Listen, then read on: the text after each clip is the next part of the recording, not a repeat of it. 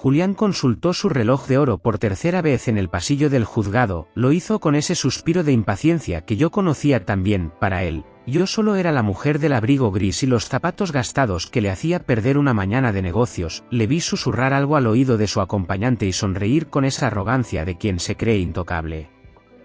Pensaba que mi silencio de todos estos años era miedo, pensaba que mi austeridad era pobreza. Nunca se detuvo a pensar que, a veces, las murallas más fuertes no se construyen con dinero, sino con prudencia. Él creía que venía a firmar su victoria definitiva. No sabía que, en mi bolso de tela vieja, yo traía la única verdad que él había olvidado leer. Hay errores que se pagan con dinero, pero la soberbia se paga con la vida entera.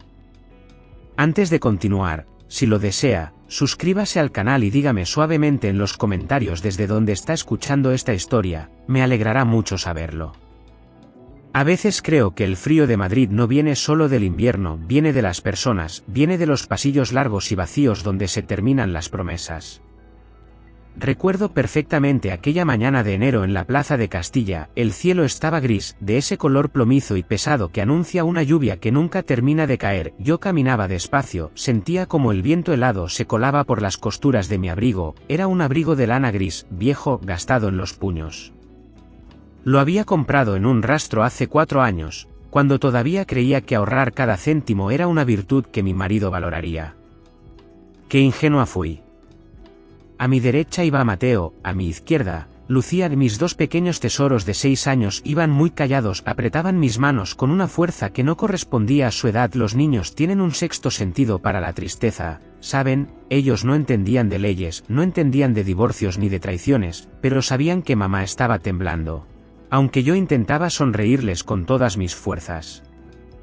Entramos en el edificio de los juzgados. Ese olor, creo que nunca lo olvidaré mientras viva. Es una mezcla de cera para suelos antiguos, café de máquina barato y ansiedad. Es el olor de las familias que se rompen.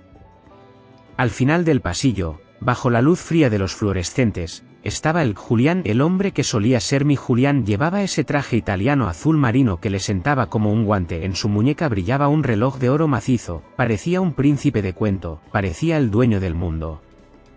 Y a su lado, por supuesto, estaba ella, Verónica. Llevaba un abrigo de piel blanca sobre los hombros, inmaculado, como si no hubiera pisado el mismo suelo sucio que nosotros. Se reía de algo que Julián le susurraba al oído. Su risa resonaba en el pasillo, aguda, despreocupada, como si estuvieran esperando para entrar al teatro y no para destruir un hogar.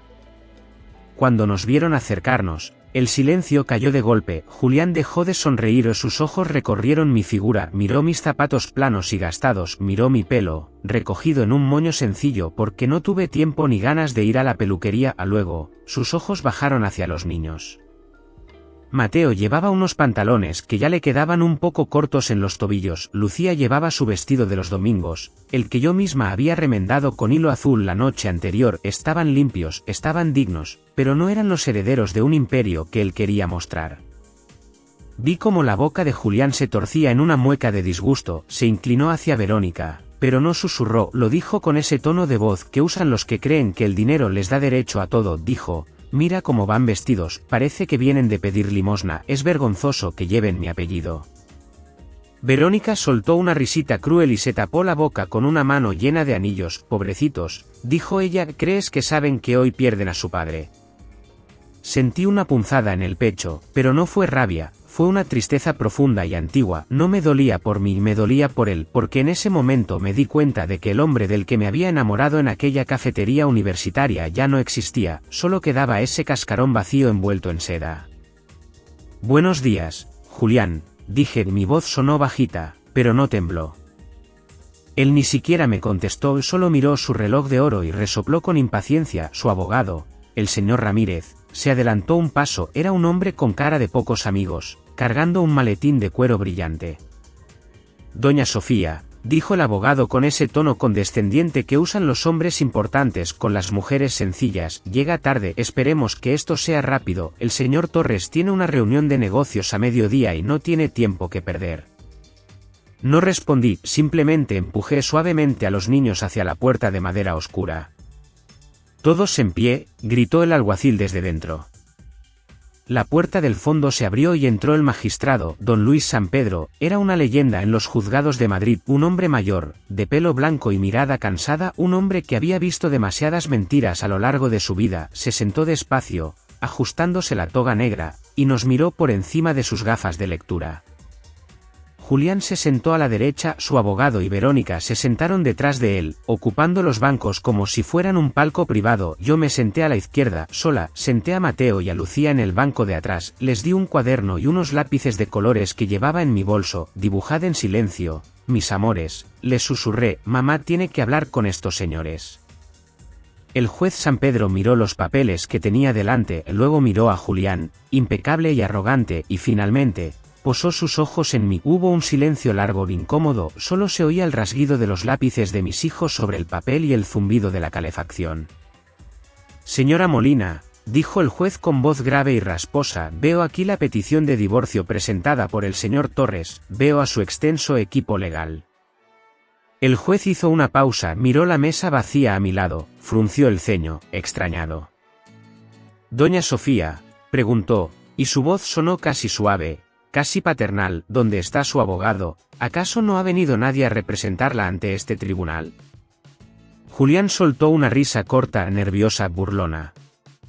Señoría, intervino Julián sin pedir permiso, echándose hacia atrás en su silla, ella no tiene abogado, no puede pagarlo, le ofrecí una pequeña ayuda para contratar uno de oficio, pero es demasiado orgullosa para aceptarla, ya sabe cómo son estas mujeres.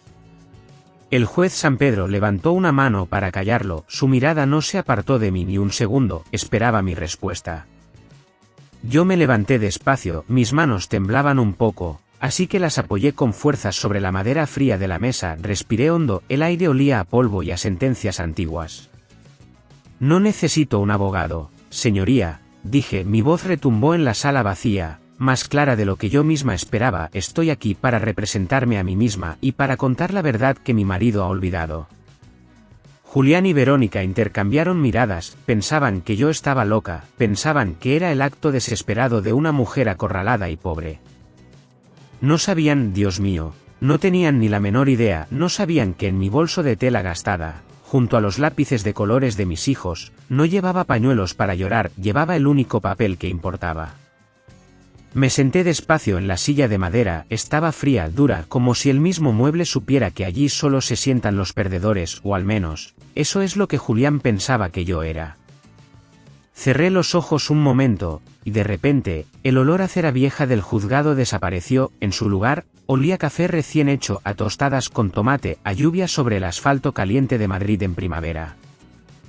Mi mente viajó 7 años atrás, a una pequeña cafetería cerca de la Gran Vía. Yo no era doña Sofía de Alcántara, la hija rebelde del marqués de Alcántara, yo era simplemente Sofía Molina, una estudiante de historia del arte que servía mesas para pagar el alquiler de un piso compartido sin ascensor.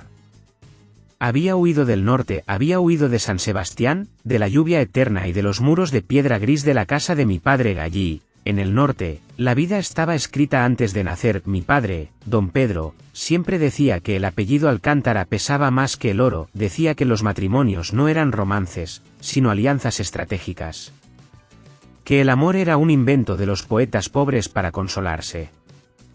Yo odiaba eso, odiaba las cenas de gala donde los hombres hablaban de negocios y las mujeres comparaban diamantes, odiaba sentirme como una pieza de ajedrez en el tablero de mi padre, así que me fui con lo opuesto, usando el apellido de soltera de mi madre, decidida a encontrar algo real. Y encontré a Julián. Recuerdo el día exacto, él estaba sentado en la mesa del fondo, junto a la ventana, tenía un portátil viejo y un montón de papeles desordenados, llevaba una camisa blanca, un poco arrugada, y tenía ojeras de no haber dormido, pero sus ojos, Dios mío, sus ojos brillaban con un hambre que yo nunca había visto en los salones de baile de mi padre, era hambre de vida. Hambre de futuro. Me acerqué a limpiarle la mesa y él me sonrió, no fue una sonrisa de cortesía, fue una sonrisa cansada, pero auténtica, me ofreció la mitad de su bocadillo de tortilla porque me oyó rugir el estómago, no tenía mucho dinero entonces, apenas le llegaba para el café, pero compartió lo poco que tenía conmigo. Nos enamoramos entre cafés baratos y paseos por el Parque del Retiro. Él me hablaba de sus sueños, quería fundar el Grupo Torres, quería construir edificios que tocaran el cielo, quería demostrarle al mundo que un chico de barrio podía llegar a la cima. Una noche, sentados en un banco de piedra, me tomó las manos, sus manos eran cálidas y fuertes, me miró a los ojos y me dijo algo que se me grabó a fuego en el alma, dijo: Sofía, algún día construiré un imperio, y tú serás mi reina, no me importa que seas camarera, no me importa que no tengas apellido ni herencia, para mí, tú vales más que todas las princesas de España. Yo le creí con todo mi corazón y por eso, cuando mi padre se enteró y me llamó furioso, amenazando con desheredarme si me casaba con ese nadie, yo colgué el teléfono, elegí el amor, elegí la vida sencilla, elegí creer en Julián. Pero ahora, sentada en este juzgado frío, escuchando el murmullo de su abogado y la risa ahogada de su amante, esa promesa se sentía como un cuchillo clavado en mi costado. Tú serás mi reina, qué mentira tan hermosa, y qué final tan triste.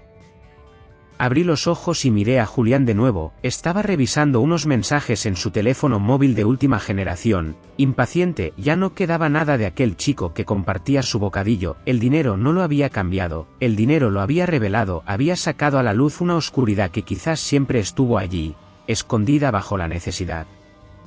Suspiré y miré a mis hijos, que coloreaban en silencio, ellos eran lo único puro que me quedaba de esa historia. Mi padre tenía razón en una cosa. El mundo es un lugar duro para los soñadores, pero se equivocaba en otra. Yo no estaba sola, y aunque Julián no lo sabía, la camarera pobre, que él despreciaba, tenía una fuerza que ni todo su dinero podía comprar. La fuerza de la verdad y la fuerza de la sangre de los Alcántara, que aunque yo renegara de ella, corría por mis venas, fría y decidida como él. Mar del Norte. 3.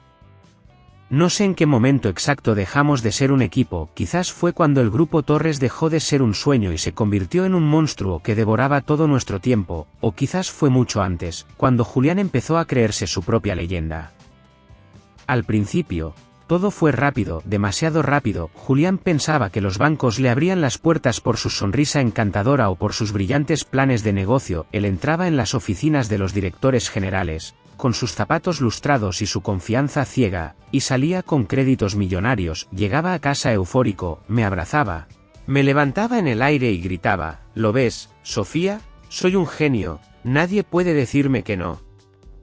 Yo sonreía, pero por dentro sentía un nudo en el estómago. Él no lo sabía, no sabía que esos directores de banco, hombres serios de apellidos antiguos, no le prestaban dinero a Julián Torres, el chico de barrio, le prestaban dinero al yerno de don Pedro de Alcántara. Aunque mi padre y yo no nos hablábamos, su sombra era alargada en España. Los apellidos pesan más que las garantías, y el silencio de mi padre era, para los bancos, un aval implícito. Pero Julián, Julián, su ego creció más rápido que su cuenta bancaria, empezó a llegar tarde a cenar, luego, dejó de llegar. Las cenas familiares se convirtieron en eventos de gala donde yo me sentía como un mueble viejo en una casa de diseño. Él me compraba vestidos caros, pero me miraba con impaciencia cuando me los ponía. Cámbiate, me decía. Ese color no te favorece, ponte algo que brille más, necesito que impresiones a los socios. Y luego apareció Verónica. Al principio era solo su secretaria personal, luego, su asesora de imagen y finalmente, la mujer que ocupaba el asiento del copiloto en su coche nuevo. Mientras yo iba en autobús a recoger a los niños al colegio, yo lo sabía, las mujeres siempre lo sabemos, lo olía en su ropa, una mezcla de perfume caro y mentiras. Lo veía en la forma en que escondía su teléfono, pero callé por Mateo, callé por Lucía, pensé que si aguantaba un poco más, si era la esposa perfecta, sí. Ahorraba en la compra para que él pudiera invertir más en la empresa, él volvería. Qué equivocada estaba. El golpe final llegó hace un mes, era una tarde de lluvia. Julián entró en casa sin saludar, dejó su maletín sobre la mesa de la cocina, donde los niños estaban merendando, sacó un sobre y lo puso delante de mí. Eran los papeles del divorcio, y junto a ellos, una propuesta de acuerdo económico que era un insulto, 400 euros a la semana. Para mí y para 2 niños, en Madrid. Le miré, incrédula. Julián, dije, apenas pudiendo respirar, esto es lo que valemos para ti. 400 euros, tú gastas más en una cena con tus clientes. Él ni siquiera me miró a los ojos, se ajustó la corbata frente al espejo del recibidor y dijo con frialdad: Sofía, sé realista, tú no aportas nada a la empresa, no tienes estudios terminados, no tienes contactos, no tienes clase, ya no encajas en mi mundo, necesito a alguien a mi altura, alguien como Verónica, firma los papeles y da gracias de que te ofrezca algo. Porque firmamos separación de bienes, lo mío es mío. Separación de bienes, esa frase resonó en mi cabeza como un eco burlón. Así, me había obligado a firmar las capitulaciones matrimoniales hacía 5 años, asegurándose de que yo nunca tocara un céntimo de su fortuna. Pero lo que más me dolió no fue el dinero, fue lo que descubrí días después, revisando unos extractos bancarios que llegaron por error al buzón de casa. Julián había pedido un préstamo personal de 10 millones de euros, 10 millones, para inversiones de alto riesgo y para comprarle un ático a Verónica en el barrio de Salamanca, y en la casilla de avales había escrito con su propia letra: vínculo familiar, yerno de la casa de Alcántara. Había usado mi nombre, había usado el apellido del que tanto se burlaba para financiar su traición. En ese momento, algo se rompió dentro de mí, no fue el corazón, fue la paciencia. Aquella noche llovía a cántaros en Madrid, Julián me había dado un ultimátum para abandonar la casa, cogí lo poco que tenía, metí la ropa de los niños en 2 maletas viejas. Mateo lloraba porque no encontraba su peluche favorito. Lucía, más mayor para su edad, me miraba con esos ojos grandes y oscuros, como preguntándome que habíamos hecho mal. Nada, mi vida, le dije. Mamá lo va a arreglar todo. Nos mudamos a un pequeño apartamento de alquiler en Vallecas, era un 4º piso sin ascensor, las paredes eran finas y se oía a los vecinos discutir, pero al menos estábamos juntos. Esa primera noche, mientras los niños dormían en un colchón en el suelo, me senté junto a la ventana y miré la lluvia, me sentía pequeña, sola, derrotada.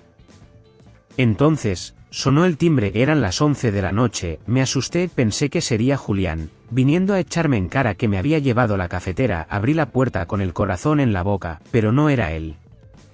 Era Santos, el mayordomo de mi padre, el hombre que me había enseñado a montar en bicicleta en los jardines de nuestra casa en San Sebastián. Estaba allí, de pie en el descansillo sucio, impecable en su traje negro, sosteniendo un paraguas empapado, parecía un fantasma de mi pasado, un fantasma elegante y severo. Doña Sofía, dijo, inclinando levemente la cabeza, su voz era grave, como el sonido de las olas rompiendo contra las rocas del norte: don Pedro me envía. Me aparté para dejarle pasar. Santos entró, pero no se sentó o miró a su alrededor con una expresión indescifrable. No había lástima en sus ojos, solo de ver lealtad, esa lealtad antigua que ya no se encuentra en el mundo moderno. Su padre sabe lo que ha ocurrido, dijo Santos, sacando un sobre grueso de su chaqueta. El sobre era de papel berjurado, pesado, sellado con lacre rojo, llevaba el escudo de los Alcántara, un lobo y una torre. Mi padre siempre decía que el lobo protege a la manada y la torre resiste la tormenta. Ábralo, por favor, me indicó. Mis manos temblaban mientras rompía el sello. Dentro había documentos legales, muchos, pero había una carta escrita a mano, con la caligrafía angulosa y firme de mi padre. No había saludos cariñosos, mi padre no era hombre de abrazos. La nota decía simplemente: la familia no olvida. La sangre no se diluye. Lee la cláusula tercera. Busqué entre los papeles, eran copias de las capitulaciones matrimoniales que Julián me había obligado a firmar 5 años atrás. Recuerdo aquel día, Julián estaba impaciente, diciéndome que era un trámite para proteger su empresa. Yo firmé sin leer, confiando en él, pero no sabía que, antes de llegar a mis manos, esos papeles habían pasado por el despacho de los abogados de mi padre. Leí la cláusula tercera y luego la leí otra vez. Las lágrimas empezaron a rodar por mis mejillas, no de tristeza, sino de asombro. Julián, en su arrogancia, creía que la separación de bienes significaba que él se quedaba con todo su dinero y yo me quedaba sin nada, pero la ley tiene 2 filos. La cláusula especificaba claramente que, bajo el régimen de separación absoluta, cada cónyuge responde única y exclusivamente de sus propias deudas. Ni un céntimo de mi patrimonio podía ser tocado por sus acreedores, y mi patrimonio, mi herencia materna, que mi padre había mantenido intacta en un fideicomiso, estaba a salvo. Pero había algo más. Santos me señaló otro documento, era una copia del contrato de préstamo de 10 millones de euros que Julián había firmado con el Banco del Norte. Allí, en letra pequeña, había una condición especial, una condición que el banco había incluido precisamente porque Julián alardeaba de ser mi marido, decía. Este crédito se concede bajo la condición resolutoria de que el titular mantenga su vínculo legal y familiar con la casa de Alcántara. En caso de disolución del matrimonio por cualquier causa imputable al titular, la deuda vencerá anticipadamente y deberá ser abonada en su totalidad en un plazo de 24 horas. Miré a Santos, él asintió levemente. El señor Torres ha cavado su propia tumba, doña Sofía, dijo con calma, creyó que firmaba su libertad, pero estaba firmando su sentencia. Sentí un escalofrío, mi padre lo sabía, lo había sabido todo el tiempo, había dejado que Julián creyera que tenía el control, mientras tejía una red invisible alrededor de su hija y sus nietos. Me sentí culpable por haber dudado de él, por haber sido tan ciega por amor, pero también sentí una fuerza nueva nacer en mi pecho. Ya no era la mujer abandonada en un piso de alquiler, era una Alcántara, y tenía en mis manos el papel que haría temblar el suelo bajo los pies de Julián. Santos se dirigió a la puerta. Mañana estaré en el juzgado, dijo antes de salir. No estará sola, doña Sofía nunca lo ha estado. Cerré la puerta y abracé el sobre contra mi pecho y miré a mis hijos durmiendo. Mañana, pensé, mañana se acabará la mentira. Volvamos al juzgado, al olor a cera y a la frialdad de los bancos de madera. Después de mi pequeña declaración, el juez me había indicado que me sentara, ahora era el turno de ellos. El abogado Ramírez se puso de pie, se alisó la chaqueta con un gesto teatral, como si estuviera a punto de recitar a Shakespeare en lugar de destrozar la vida de una madre. Empezó a hablar, su voz era suave, casi melosa, pero cada palabra era un latigazo. Señoría, dijo paseando por la sala, estamos ante un caso muy claro. Por un lado, tenemos al señor Torres, un empresario de éxito, un pilar de nuestra comunidad, un hombre que ha construido un imperio de la nada, y por otro lado, tenemos a la señora Molina. Hizo una pausa dramática y me señaló con un dedo acusador. Yo no le miré, me incliné hacia mis hijos, puse mis manos suavemente sobre sus orejas, como si quisiera protegerles del ruido del mundo. Seguid dibujando, mis vidas, les susurré, esto no tiene nada que ver con vosotros. Ramírez continuó, la señora Molina no tiene estudios terminados, trabajó como camarera hasta que mi cliente la rescató de la precariedad. Actualmente vive en un piso de alquiler en Vallecas, en condiciones que, francamente, no son adecuadas para los herederos del señor Torres. Mi cliente puede ofrecerles colegios internacionales, veranos en Mallorca, clases de equitación, un futuro brillante. Ella solo puede ofrecerles deudas y resentimiento. Creemos que su negativa a aceptar el acuerdo económico es solo una táctica para extorsionar a mi cliente. Ella solo quiere su dinero. Escuché una risita sofocada. Era Verónica, estaba radiante, disfrutando de cada insulto como si fuera un cumplido hacia ella. Juliana sentía con la cabeza, con esa expresión de víctima incomprendida que había ensayado tan bien frente al espejo. Sentí que la sangre me hervía en las venas, quería gritar, quería levantarme y decirle que yo les había dado algo más valioso que el dinero, les había dado mi tiempo, mis noches en vela, mis cuentos antes de dormir, pero me contuve, apreté los dientes hasta que me dolió la mandíbula. Sabía que el silencio era mi mejor arma, sabía que la verdad, como el aceite, siempre termina flotando sobre el agua sucia. Suficiente, tronó la voz del juez San Pedro. El golpe de su mazo resonó en la sala como un trueno. Ramírez se cayó de golpe. Sorprendido, el juez se quitó las gafas y se frotó el puente de la nariz. Ya no miraba al abogado, me miraba a mí, y en sus ojos viejos y cansados, vi algo que no había visto antes, respeto, tal vez incluso un poco de admiración. Señor Ramírez, dijo el juez con voz calmada pero peligrosa, he escuchado suficientes valoraciones morales por hoy, vamos a ceñirnos a los hechos legales, y a los documentos que la señora Molina ha tenido la amabilidad de depositar en mi mesa al inicio de la sesión. El juez levantó el grueso sobre con el sello de los Alcántara que yo le había entregado en silencio. Julián frunció el ceño, se inclinó hacia su abogado, susurrando algo nervioso. Señor Torres, dijo el juez, dirigiéndose directamente a mi marido, quiero que me confirme algo para que conste en acta. Usted insiste en que se apliquen rigurosamente las capitulaciones matrimoniales firmadas hace 5 años, insiste en la separación absoluta de bienes y deudas, ¿es eso correcto? Julián se puso de pie, se arregló la corbata, recuperando su arrogancia habitual. Por supuesto, señoría, dijo con una sonrisa de suficiencia, lo mío es mío, ella firmó voluntariamente, no tiene derecho a reclamar nada de mi empresa ni de mis inversiones. El juez San Pedro asintió lentamente, suspiró, era el suspiro de un hombre que ha visto demasiadas veces cómo la codicia ciega a los necios, dejó caer el expediente sobre la mesa con un golpe seco.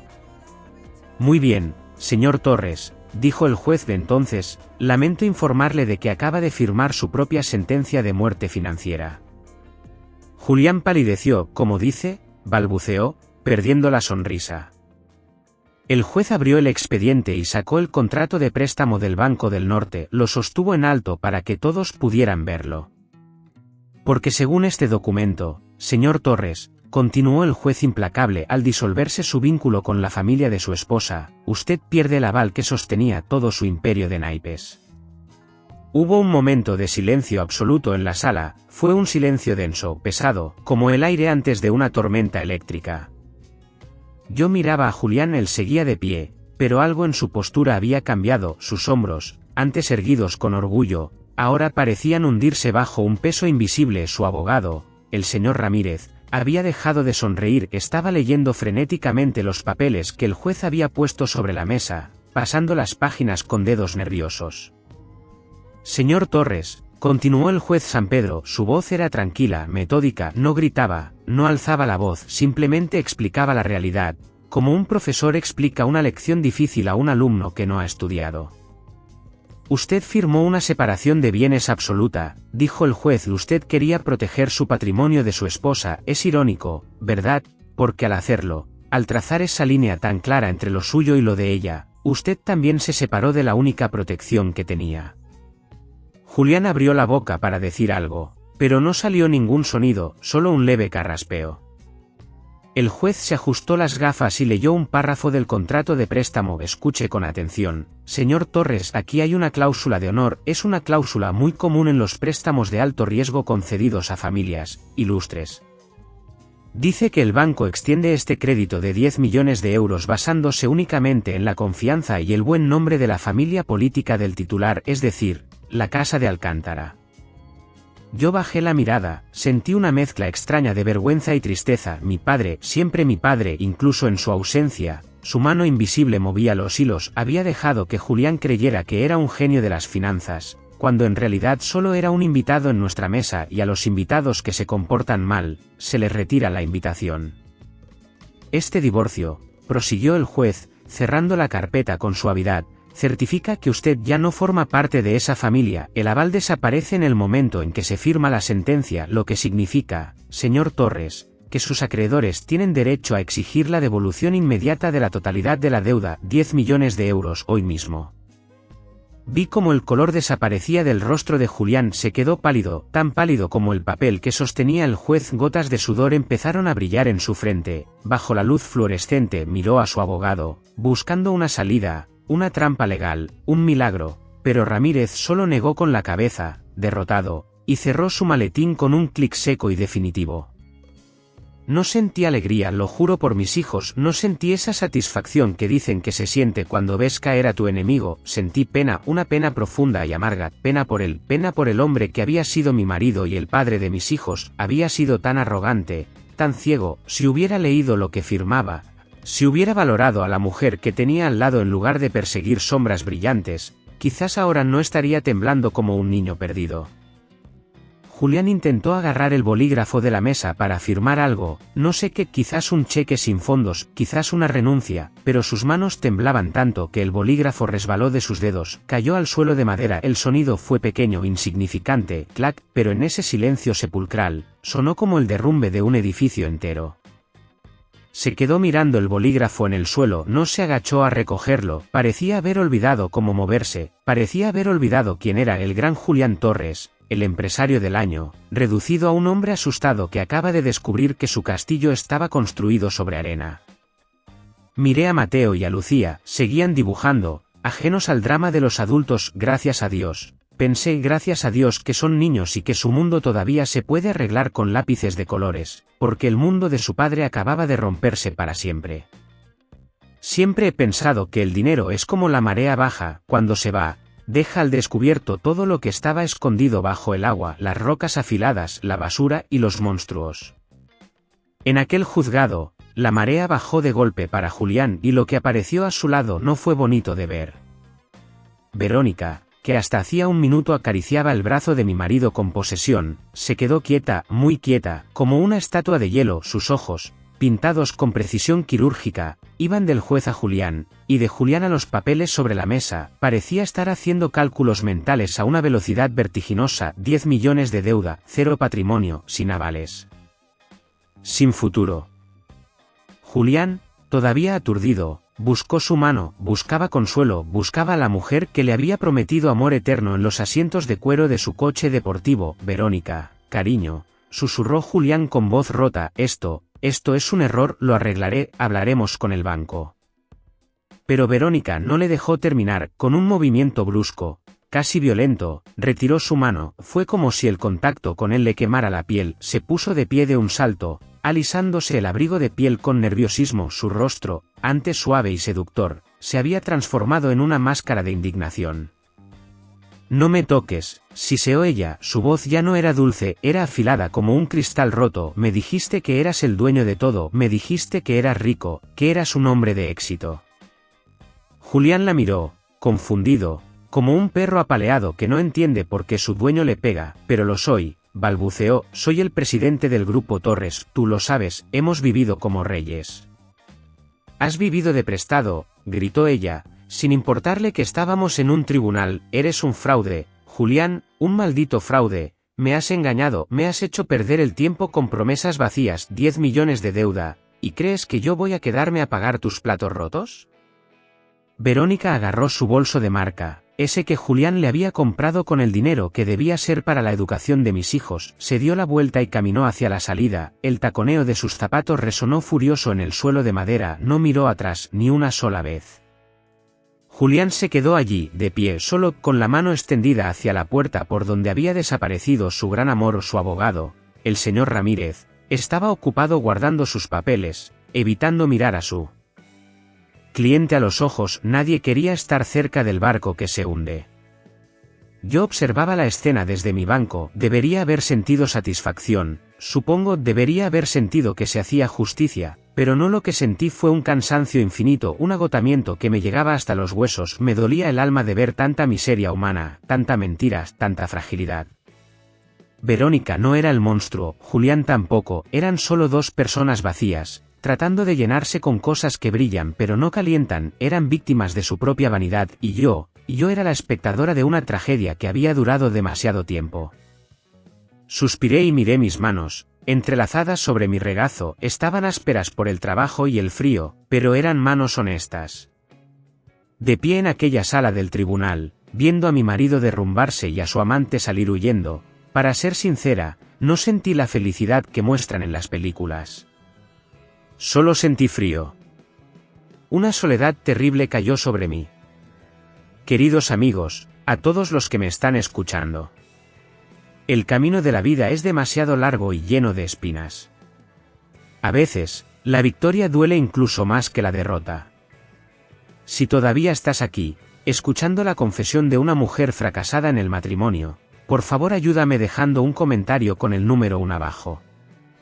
Solo el número 1. Para que sepa que no estoy hablando sola. Para que sepa que aún hay almas afines sentadas a mi lado en este silencio tan grande. Tu presencia es la única motivación que me queda para contar el final. Salí del juzgado con la cabeza alta, pero el corazón encogido. La lluvia había parado, pero el aire de Madrid seguía húmedo y frío. Sujeté fuerte las manos de Mateo y Lucía. Mis hijos no preguntaron por su padre, quizás, en su inocencia, entendieron que aquel hombre que se había quedado sentado en el banco, solo y derrotado, ya no era la persona que debía cuidarles. En la esquina de la calle, aparcado lejos de las miradas curiosas, había un coche negro, largo, imponente, con los cristales tintados. Supe quién estaba dentro antes de que la ventanilla bajara. Era mi padre, don Pedro de Alcántara, el hombre que había movido los hilos de mi destino sin moverse de su asiento. La puerta trasera se abrió. Santos, el fiel mayordomo, me hizo un gesto para que subiera. Dudé un segundo, miré la calle, llena de gente libre que caminaba hacia el metro, hacia sus vidas sencillas y complicadas, y luego miré el interior oscuro del coche, que olía a cuero caro y a tabaco de pipa. Era el olor de mi infancia, el olor del poder. Subí, senté a los niños a mi lado, ellos se quedaron muy quietos, intimidados por el lujo silencioso del vehículo. Frente a nosotros, sentado en el asiento contrario, estaba él. Mi padre parecía más viejo que la última vez que le vi, hacía 7 años. Su pelo era completamente blanco, pero sus ojos azules seguían teniendo el mismo brillo de acero. Se apoyaba en un bastón con empuñadura de plata. No me abrazó, no me preguntó cómo estaba, simplemente me miró, y luego miró a sus nietos. Fue una mirada de evaluación, como quien inspecciona una propiedad que ha recuperado tras una larga batalla legal. ¿Lo has visto?, preguntó mi padre. Su voz era ronca y autoritaria. No esperaba respuesta. El amor romántico es una enfermedad. Sofía, te lo dije, te dije que ese hombre no era más que un oportunista con un traje barato, pero tenías que comprobarlo por ti misma, ¿verdad? Tenías que arrastrarte por el fango para entender que tu lugar está en el castillo, no en la taberna. Sentí que la rabia me subía por la garganta. Quería gritarle, quería decirle que yo había sido feliz en mi fango, que mis años de pobreza habían sido más honestos que toda su vida de lujos, pero me contuve. Miré a mis hijos. Mateo miraba los zapatos brillantes de su abuelo con curiosidad. Lucía se escondía detrás de mi brazo. Ya no era la niña rebelde que huyó de casa. Ahora era madre, y una madre tiene que ser inteligente. Tienes razón, padre, dije con voz tranquila. Me equivoqué con Julián, pero no me equivoqué al irme. Aprendí a vivir sin tu dinero, aprendí a valerme por mí misma. Mi padre soltó una carcajada seca, golpeó el suelo del coche con su bastón. Vivir, exclamó con desprecio. ¿Llamas vivir a servir mesas, a contar monedas para comprar leche? No seas necia. Hija, ¿has visto lo que le pasa a la gente débil? Julián ha caído porque no tenía cimientos. Tú eres una alcántara, tus hijos llevan mi sangre. Se inclinó hacia adelante, clavando sus ojos en los míos. El juego se ha acabado. Sofía, vuelve a casa, vuelve al norte. Yo me encargaré de la educación de Mateo y Lucía. Los enviaré a los mejores internados de Suiza. Aprenderán idiomas, aprenderán a mandar. Les enseñaré a ser reyes, para que nunca nadie se atreva a humillarles como ese mequetrefe te humilló a ti. Sentí un escalofrío. Sabía lo que significaba ser un rey en el mundo de mi padre. Significaba soledad, significaba frialdad, significaba ver a las personas como peones en un tablero de ajedrez. Apreté la mano de Lucía hasta que mis nudillos se pusieron blancos. Respiré hondo y le sostuve la mirada al viejo león. Volveremos al norte, padre, dije, porque es mi hogar y el de mis hijos, pero escúchame bien, no vas a convertirlos en ti. No irán a internados en Suiza, irán al colegio del pueblo, jugarán en la plaza con otros niños, se mancharán de barro las rodillas. Mi padre frunció el ceño, sorprendido por mi tono. Aceptaré tu ayuda para su futuro, continuó mi voz, firme como nunca antes, pero su presente es mío. Les enseñaré quiénes son, sabrán que son alcántara. Sí, pero también sabrán que el valor de una persona no se mide por su apellido, sino por su palabra. Vivirán la vida que ellos elijan, padre, no la que tú diseñaste para mí. Hubo un silencio tenso en el coche, solo se oía el motor ronroneando suavemente. Mi padre me miró fijamente durante un largo minuto, buscaba miedo en mis ojos, pero solo encontró la misma determinación de acero que él me había heredado. Finalmente, se recostó en su asiento. Una sombra de sonrisa, casi imperceptible, cruzó su rostro. Muy bien, murmuró, al menos has recuperado el carácter. Arranca, Santos, vamos a casa. El coche se puso en marcha, alejándose de los juzgados, alejándose de Julián, y llevándonos hacia un futuro incierto, pero que, por primera vez en mucho tiempo, sentía que estaba en mis manos. Ha pasado un año desde aquel día en Madrid, un año desde que la lluvia gris de la capital se convirtió en la lluvia verde de San Sebastián. Aquí, el tiempo pasa diferente, más lento, más profundo. Ahora vivimos en una casa de piedra antigua, cerca de la finca de mi padre, pero lo suficientemente lejos para respirar nuestro propio aire. Desde mi ventana, veo el mar Cantábrico. Es un mar bravo, oscuro, que golpea los acantilados con furia, pero me gusta, me recuerda que incluso las rocas más duras terminan siendo moldeadas por la persistencia del agua. Mi vida es sencilla, no me convertí en la gran empresaria que mi padre soñaba, Ni volví a ser la camarera que Julián despreciaba, soy simplemente Sofía, me levanto temprano, preparo el desayuno para los niños, les llevo al colegio del pueblo, donde corren por el patio con las rodillas sucias de barro, tal como le prometí a mi padre por las tardes. Me siento en el despacho pequeño de la planta baja y reviso las cuentas de las tierras familiares, lo hago con calma, con respeto, he aprendido que el dinero no es bueno ni malo, es solo una herramienta, como un martillo. Puedes usarlo para construir una casa o para romperte un dedo, todo depende de la mano que lo sostiene. A veces, cuando el viento del norte sopla fuerte y las contraventanas crujen, pienso en Julián no con odio. El odio es un fuego que te consume por dentro, y yo ya he tenido suficientes incendios en mi vida, pienso en él con una extraña melancolía. Hace poco, Santos dejó un periódico sobre la mesa de la cocina, estaba abierto por la página de economía local, había una nota breve, casi invisible, en la esquina inferior, mencionaba la quiebra definitiva del grupo Torres y la subasta de sus activos, leí entre líneas, supe, por unos conocidos comunes, que Julián ha vuelto a vivir con sus padres. Trabaja como administrativo en una pequeña gestoría de barrio, dicen que ha envejecido 10 años en uno, dicen que ya no lleva trajes italianos, sino camisas de rebajas y dicen que camina mirando al suelo, como si buscara algo que perdió y sabe que no va a encontrar nunca más. Doblé el periódico con cuidado y lo eché al fuego de la chimenea, vi cómo las letras negras se retorcían y desaparecían entre las llamas naranjas, no sentí alegría, solo un suspiro largo que se me escapó del pecho, pobre hombre, quiso volar tan cerca del sol con alas de cera que se olvidó de que la tierra firme es lo único que nos sostiene cuando caemos. Mateo y Lucía entraron corriendo en el salón, con las mejillas rojas por el frío. Mamá, mira, gritó Mateo, enseñándome una piedra blanca y lisa que había encontrado en la playa, es un tesoro. Sonreí y le abracé, sí, mi amor, le dije, es un tesoro. Esa noche, después de cenar, nos sentamos frente a la chimenea, saqué el tablero de ajedrez antiguo de mi padre, las piezas eran de madera noble, desgastadas por el tacto de generaciones de alcántaras, empecé a enseñarles a jugar, no para que aprendieran a ganar, no para que aprendieran a aplastar al oponente, sino para que aprendieran a pensar. Lucía movió un peón con decisión, pero dejó a su reina expuesta, cuidado, cariño, le advertí suavemente, si pierdes a la reina, el juego se vuelve más difícil. Ella me miró con sus ojos grandes y serios. Si pierdo a la reina, ¿he perdido la partida?, preguntó con voz preocupada.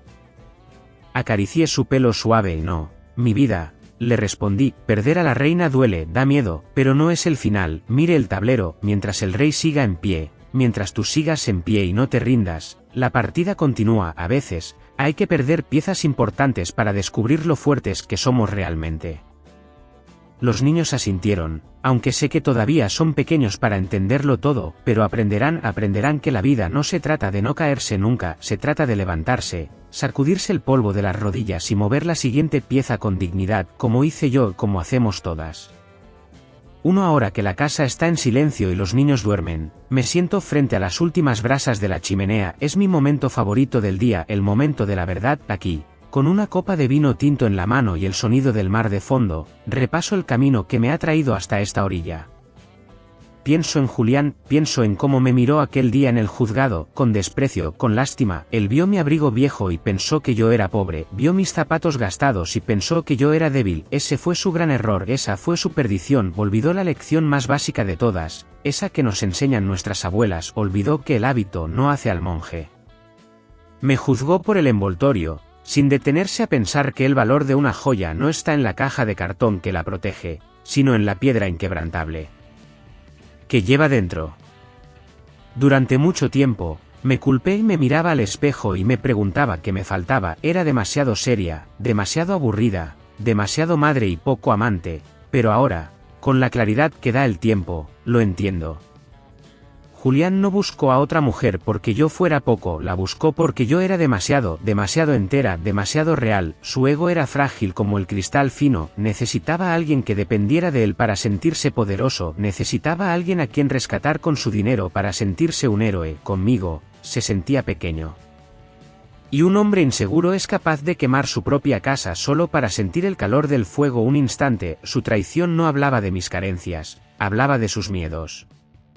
Muchos me han preguntado si disfruté viéndole caer, si sentí placer al verle arruinado y solo. La respuesta es no. La verdadera victoria de una mujer no está en la venganza, no está en gritar, ni en insultar, ni en hacer leña del árbol caído. Eso es ruido, y yo ya no quiero ruido en mi vida. Mi victoria fue el silencio, mi victoria fue mantener la calma cuando todo se derrumbaba, fue recoger mis cosas, coger a mis hijos de la mano y salir por la puerta sin mirar atrás, sin explicaciones, sin dramas. La venganza más cruel es dejar que ellos se enfrenten solos al vacío que ellos mismos crearon. Mi dignidad es el único patrimonio que nadie me puede quitar, y he decidido que vale más que cualquier satisfacción momentánea. Porque al final del día, he aprendido algo fundamental: el verdadero linaje no está en los apellidos compuestos ni en las cuentas bancarias. La verdadera realeza se lleva por dentro. La corona de una mujer no está hecha de oro ni de diamantes, está forjada con paciencia, con cicatrices que ya no duelen y sobre todo, con un inquebrantable amor propio. Y ahora, antes de que el fuego se apague del todo, quiero hacerles una pregunta honesta, de corazón a corazón. Si ustedes fueran yo, si estuvieran de pie frente a la persona que les traicionó, y vieran que esa persona lo ha perdido todo, que está sola y les mira con ojos de súplica, ¿qué harían? ¿Le tenderían la mano por los viejos tiempos y la compasión? ¿O se darían la vuelta y seguirían caminando para proteger su propia paz y su dignidad?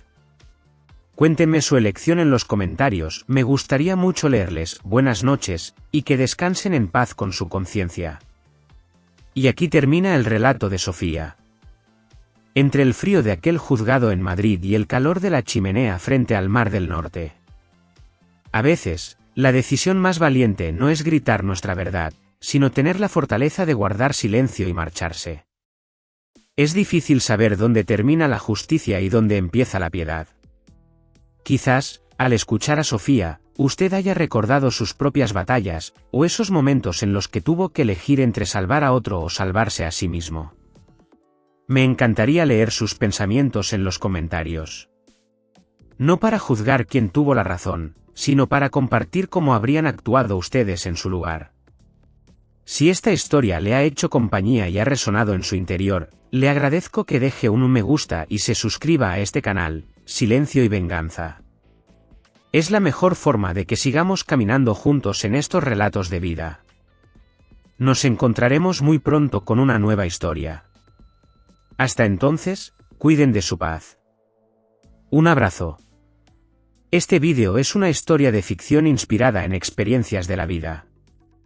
No fue creado para juzgar a nadie, sino como una invitación tranquila a reflexionar sobre la forma de vivir y sobre nuestras relaciones con los demás. Los personajes, los nombres y los lugares no tienen relación con la realidad y han sido modificados para no causar daño a nadie. Ojalá que, a través de esta historia, pueda detenerse un momento y recordar su propia vida y a las personas que son importantes para usted.